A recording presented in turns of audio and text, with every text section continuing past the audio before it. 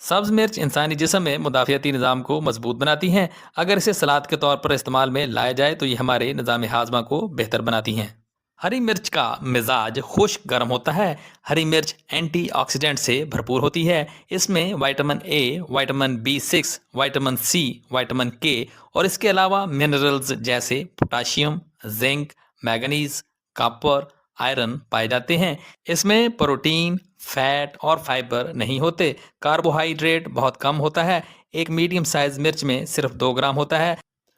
हरी मिर्च पूरी तरह पक जाने के बाद लाल मिर्च बन जाती है। हरी मिर्च जो हम इस्तेमाल करते हैं वो कच्ची सूरत में इस्तेमाल करते हैं, पूरी तरह पकी नहीं होती। लाल मिर्च के खवास हरी मिर्च से अलग होते हैं।